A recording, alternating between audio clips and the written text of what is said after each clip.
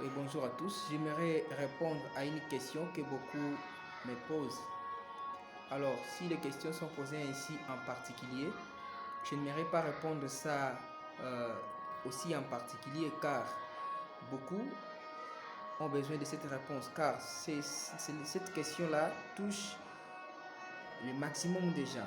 Ce sont des questions qui tournent à l'actualité de notre vie, ce que nous vivons. Alors ça touche nos vies, ça nous bloque, ça nous détruit des vies. Et beaucoup, des fois, meurent pour cette question-là. Alors je n'aimerais pas qu'une multitude de monde, de personnes qui me suivent, aient toujours demeuré dans cette question-là pendant que la question m'est posée en privé. Alors, voici. La Bible dit dans Matthieu 6, 34, ne vous inquiétez donc pas du lendemain. Ne vous inquiétez donc pas du lendemain, car le lendemain aura soin de lui-même. Chaque jour suffit pour sa peine. Ok. Cet verset-là nous dit tout pour la paix, pour la joie de nos vies. Ça nous dit presque tout. Dans l'endroit où vous pouvez avoir trop de soucis, trop de problèmes. Évangéliste, tu imagines, j'ai tellement de problèmes, j'ai tellement de soucis, regarde les problèmes, regarde qui m'arrive, regarde ce qui m'arrive, regarde patati patata patata. Oui, ce sont des problèmes qui arrivent. Ça peut arriver de gauche ou de droite, parce que le diable est si fort à nous propulser des problèmes pourvu que nous puissions être fatigués. On renonce, on abandonne la voie qui nous suit. Le diable, c'est ça pour lui. Lui, ce qu'il fait, c'est ça. Et le monde aussi n'abandonne pas de notre côté pour nous faire reculer, afin de renoncer à notre voie avec le Seigneur. Mais moi, je te dirais de demeurer ferme encore.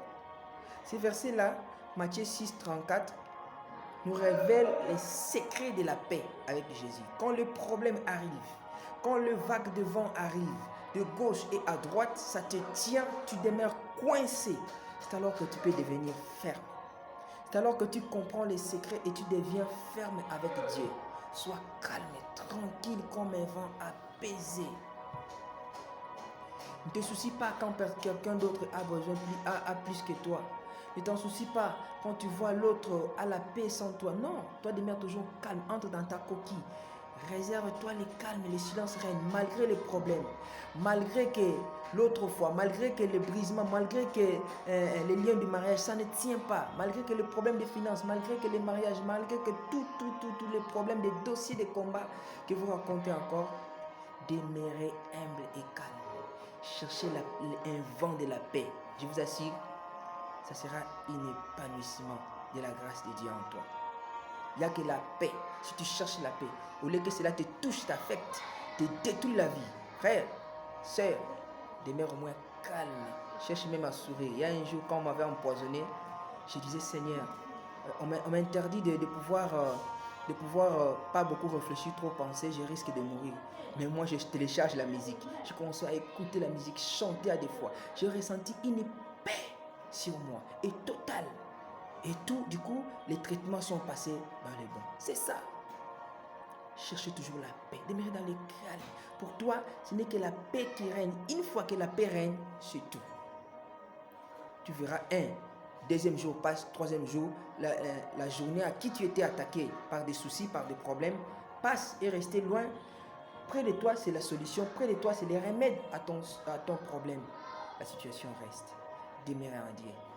D'abord, la paix, c'est Dieu. Il est le Dieu des paix.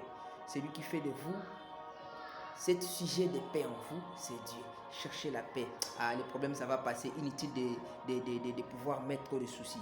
Ça va passer. Ça va passer. Au moins, prie. La meilleure solution de prier, simplement tu pries. Prie. Ne te relâchez pas, ne te détachez pas de Dieu. Par des soucis. Quand tu mets des soucis, tu vas mourir. Cet homme-là va partir. Cette femme-là va partir. Il aura une femme ailleurs. Mais toi, ton problème alors. Demeure calme. Dieu est un Dieu de calme, un Dieu de patience, un Dieu de paix, un Dieu d'amour et de bonté. Quand il est dans le calme, il sait seulement qu'à waouh, il est dans la joie, il m'attend, il attend le meilleur que je lui prépare. C'est ça les dieux de patience. Priez aussi, priez, c'est quelque chose. Deuxième chose, prier, c'est quelque chose de plus important. Faites connaître toutes choses, vos problèmes par des supplications, par des prières, par d'action des grâces. C'est ça.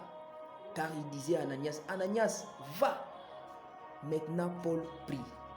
Dieu tardait pour diriger Paul parce qu'il sentait rien. Mais une fois que Paul est entré dans la prière, il lui dit, va, car il prie. La prière brise le silence de Dieu. Dieu est formidable. Je l'aime tellement fort, c'est Jésus. Il est formidable. Attachez-vous dans la prière. Merci, bonne journée. Que Dieu vous bénisse. On n'avait que le paix là à vous penser sur le paix de vos questions. Merci, bonne journée. Abonnez-vous aussi dans votre page. Ça sera meilleur pour votre pansement des plaies et des problèmes que vous avez. Merci beaucoup. S'il y a des questions, n'hésitez pas, écrivez-nous sur TikTok et sur WhatsApp et consorts. Merci beaucoup. Sur X, nous sommes là.